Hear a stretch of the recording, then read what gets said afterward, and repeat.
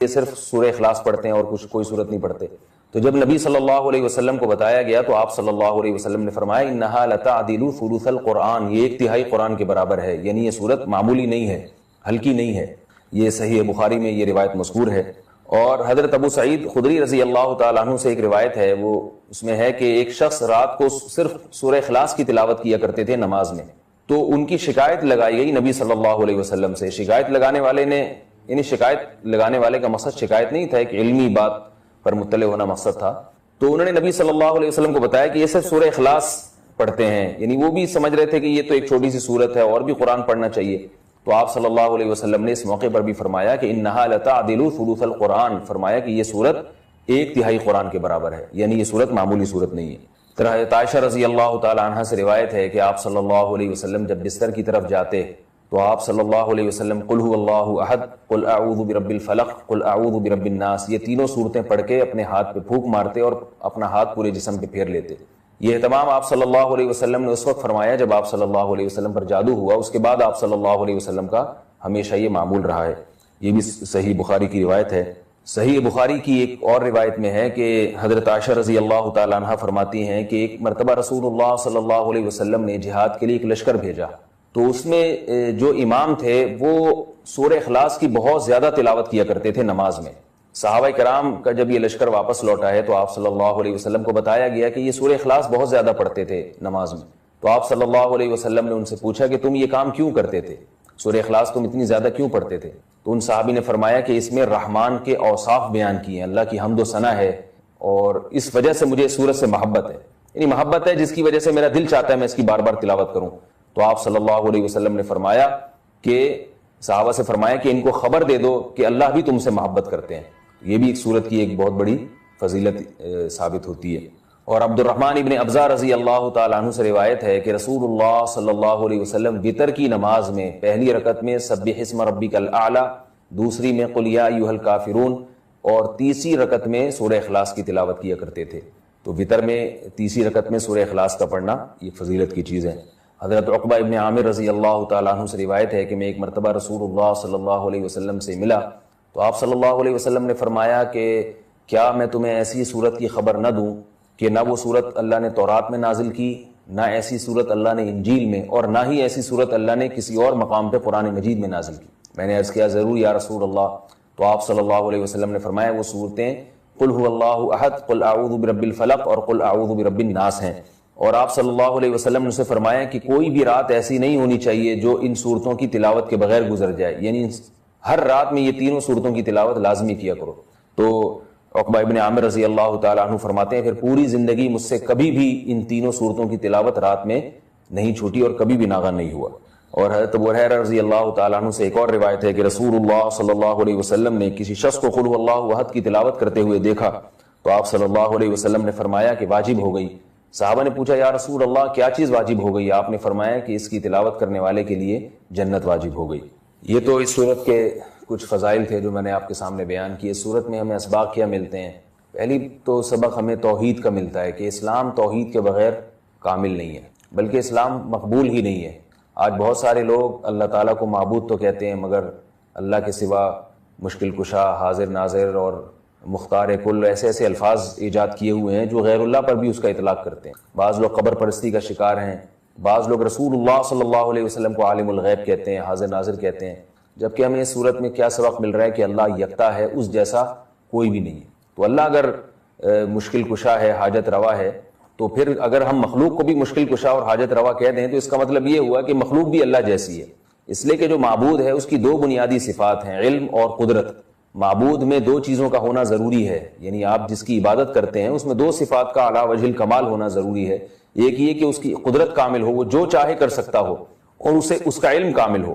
جیسے کہ قرآن مجید میں آتا ہے اللہ الذی خلق سبع سماوات ومن الارض مثلہن يتنزل الامر بینہن لتعلموا ان اللہ علی کل شیء قدیر وان اللہ قد احاط بکل شیء علما.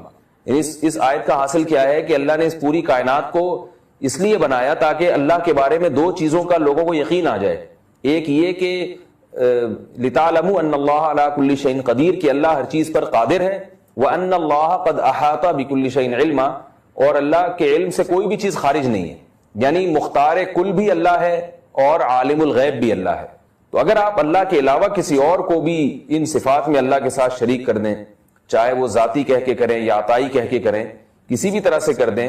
یعنی بعض لوگ یہ کہتے ہیں کہ اللہ مشکل کشا ہے، لیکن اللہ نے اپنی مخلوق میں سے بعض پیغمبروں کو مشکل کشا بنا دیا ہے. اور اللہ عالم الغیب ہے، لیکن اللہ نے اپنی مخلوق میں سے بعض پیغمبروں کو عالم الغیب بنا دیا ہے. تو یہ غلط ہے. اسی کی قرآن جگہ جگہ نفی کر رہا ہے کہ علم غیب میں اور قدرت میں اللہ جیسا کوئی بھی نہیں ہے. اس لیے اس سورت سے ہمیں یہ سبق ملتا ہے. دوسرا ہمیں سبق ملتا ہے کہ لم یلد ولم یولد، کہ اللہ کے بارے میں یہ عقیدہ رکھنا کہ اس نے جنا ہے، جیسے کہ عیسائی کہتے ہیں حضرت عیسیٰ علیہ السلام اللہ کے معاذ اللہ بیٹے ہیں. تو اللہ نے کسی کو نہ تو بیٹا بنایا اور نہ اللہ نے جنا. بعض عیسائی کہتے ہیں کہ اللہ نے حضرت عیسیٰ کو جنا ہے معاذ اللہ، لیکن عیسائیوں میں جو جمہور ہیں وہ یہ کہتے ہیں کہ اللہ نے جنا تو نہیں ہے، لیکن اللہ نے ان کو اپنا بیٹا بنا لیا، یعنی بیٹے جیسے ہیں. تو یہ بات بھی غلط ہے. لم یتخذ صاحبۃ ولا ولدا، قرآن کہہ رہا ہے اللہ نے کسی کو نہ تو جنا ہے اور نہ اللہ نے کسی کو بیوی یا بیٹا بنایا ہے. بنایا بھی نہیں ہے اللہ نے. اللہ کے یعنی کسی کو محبت میں بیٹا کہہ دینا یہ ایک الگ چیز ہے، لیکن باقاعدہ اس کو بیٹا بنا لینا یہ ایک الگ چیز ہے. کیونکہ ہم جب کسی کو بیٹا بناتے ہیں تو اس لیے کہ ہمیں اس کی ضرورت ہوتی ہے، ہمیں اس سے کام لینا ہے، ہمیں اپنے والی وارث چاہیے. اللہ کا کوئی وارث نہیں ہے، اللہ کا کوئی والی نہیں ہے، اللہ بے نیاز ہے. یہ اس صورت کا بنیادی اسباق تھے. اللہ تعالی ہمیں اس صورت کے تقاضوں کو سمجھنے کی اور اس پر پوری طرح عمل کرنے کی توفیق عطا. سب سے پہلے سورہ اخلاص کی وجہ تسمیہ، یعنی اس کو سورہ اخلاص کیوں کہا جاتا ہے. اخلاص کے عربی میں دو معنی آتے ہیں. ایک تو خلوص، ہم کہتے ہیں نا خلوص دل سے یہ کام کیا، نیت درستی اس کی. اور ایک ہوتا ہے خلاص، تمہارا کام کیا ہو گیا ہے. بلکہ اس کو اور زیادہ واضح، اس کو خلاصی مل گئی ہے، جیل سے خلاصی مل گئی کہتے ہیں نا. تو بعض علماء کہتے ہیں اس کو اخلاص اس لیے کہا گیا ہے کہ اس میں خالص توحید کا تذکرہ ہے. سورہ اخلاص میں جیسے قل هو اللہ احد اللہ الصمد لم یلد ولم یولد، اللہ کی توحید بیان کی، اللہ جیسا کوئی بھی نہیں ہے. تو خالص توحید کی وجہ سے اسے کیا کہا گیا؟ اخلاص. اور بعض علماء کہتے ہیں کہ اس کو اس لیے اخلاص کہا جاتا ہے لِأَنَّهَا تُخْلِصُ الْعَبْدَ عَنِ الشِّرْكِ أَوِ النَّارِ، یہ نجات دلاتی ہے انسان کو شرک سے. جیسے جیل سے خلاصی سے ہے نا، خلاصی والا معنی. اخلاص کا معنی نجات دلانے والی، شرک سے نجات دلاتی ہے. اور بعض نے کہا کہ نجات دلاتی ہے جہنم کی آگ سے، کیونکہ اس کے مفہوم پر آپ عمل کریں گے تو جہنم کی آگ سے حفاظت ہوگی. تو تین وجہ بیان ہو گئی. ایک تو یہ کہ اس میں خالص توحید ہے، اس لیے اسے سورہ اخلاص کہا جاتا ہے. دوسری وجہ یہ کہ یہ نجات دلاتی ہے، خلاصی دلاتی ہے شرک سے. تیسری وجہ یہ کہ یہ جہنم کی آگ سے نجات دلاتی ہے، اس لیے اس کو سورہ اخلاص کہا جاتا ہے. حدیث میں اس کے بہت فضائل وارد ہوئے ہیں. حضرت ابو سعید خدری رضی اللہ تعالیٰ عنہ سے روایت ہے. یہ سب چیزیں آپ کو لکھنے کی ضرورت نہیں ہے، یہ آپ کو ریٹرن مل جائیں گی، ٹھیک ہے نا.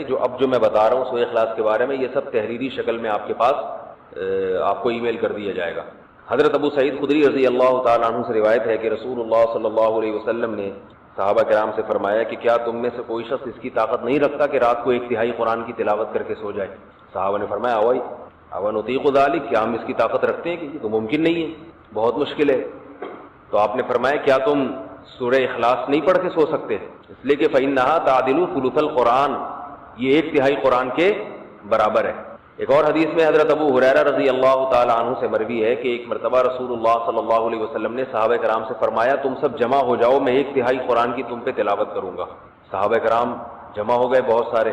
نبی صلی اللہ علیہ وسلم تشریف لائے اور قل هو اللہ احد پڑھ کے چلے گئے. ایک صحابی نے عرض کیا، آپس میں بات چیت کی کہ بھائی اللہ کے نبی نے تو ہم سے کیا فرمایا تھا؟ ایک تہائی قرآن. اور میں یہ سمجھتا ہوں کہ یہ اللہ نے آسمان سے کوئی خبر دی تھی کہ نبی ایک تہائی قرآن پڑھیں گے. نبی نے اپنی طرف سے یہ کام نہیں کیا ہوگا، لیکن ہم پر تو ایک تہائی قرآن نہیں پڑھا. تو آپ صلی اللہ علیہ وسلم تشریف لائے اور فرمایا کہ سورہ اخلاص جو میں نے پڑھی ہے یہ ایک تہائی قرآن ہے. اتنی بڑی فضیلت ہے اس کی. اب علماء نے اس کے مطلب بیان کیے کہ ایک تہائی قرآن ہونے کا مطلب کیا ہے. دیکھنے میں تو ایک تہائی قرآن نہیں ہے نا، لیکن ایک تہائی قرآن کا مطلب کیا ہے؟ تو اس کے دو مطلب بیان کیے گئے ہیں. اس لیے علماء کہتے ہیں جس نے 3 مرتبہ قل هو اللہ احد پڑھ لی اسے ایک قرآن کی تلاوت کا ثواب ملتا ہے. سمجھ رہے؟ جس شخص نے 3 مرتبہ قل هو اللہ احد پڑھی اسے ایک قرآن کی تلاوت کا ثواب. اب اس پر اشکال ہوتا ہے کہ 3 مرتبہ قل هو اللہ پڑھ کے جب ایک قرآن کی تلاوت کا ثواب مل رہا ہے تو الحمد سے لے کے والناس تک قرآن مجید پڑھنے کا فائدہ پھر کیا ہے؟ سوال ہی سمجھ میں نہیں آ رہا، جواب کہاں سے سمجھ میں آیا؟ جس قوم کی سمجھ میں سوال ہی نہیں آئے اس قوم کی سمجھ میں آ گیا سوال، آپ کی نہیں آیا. بھائی جب 3 دفعہ قل هو اللہ پڑھنے سے ایک قرآن کا، کیونکہ 1/3 ہے نا، 1/3 ہے، تو 3 دفعہ پڑھ لیں گے تو ایک قرآن ہو جائے گی، تو پھر الحمد سے لے کے والناس تک پڑھنے کی کیا ضرورت؟ شکر ہے سمجھ میں آ گیا، اچھا آواز کی وجہ سے نہیں آیا تھا۔ تو اس کی بہت ساری وجوہات یعنی جواب دیے گئے، لیکن اس کا سب سے بہترین جواب وہ ہے جو علامہ ابن تیمیہ رحمہ اللہ تعالی نے دیا ہے۔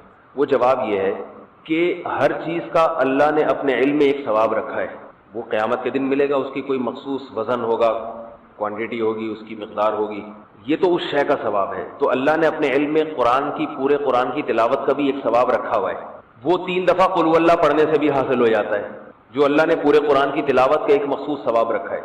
لیکن جب آپ پورے قرآن کی تلاوت شروع کرتے ہیں الحمد سے، تو ہمیں پورے قرآن کی تلاوت کے ساتھ ساتھ کچھ اضافی ثواب بھی مل رہے ہوتے ہیں۔ مثال کے طور پر جب ہم قرآن کی تلاوت کریں گے اس میں سورہ فاتحہ بھی آئے گی، اس کے کچھ اضافی فضائل ہیں، اس سورت کی تلاوت، سورہ بقرہ بھی آئے گی، سورہ بقرہ کے کچھ الگ سے اضافی فضائل ہیں جو اس کی تلاوت کے بارے میں وارد ہوئے، سورہ آل عمران بھی آئے گی، اس کے الگ فضائل ہیں۔ پھر قرآن مجید کی جو جنت اور جہنم کی آیتیں آئیں گی آپ کے سامنے، اس سے جو انسان کا دل بنتا ہے، جو واقعات آتے ہیں، اس سے جو انسان کو عبرت حاصل ہوتی ہے، یا قرآن کی تلاوت سے اللہ کی جو محبت پیدا ہوتی ہے، یہ ساری اضافی چیزیں ہیں جو پورے قرآن کی تلاوت پہ آپ کو ملیں گی۔ تو سورہ اخلاص 3 دفعہ پڑھنے سے وہ جو اللہ کے علم میں ایک دفعہ قرآن کی تلاوت کا جو اصل ثواب ہے وہ مل جائے گا،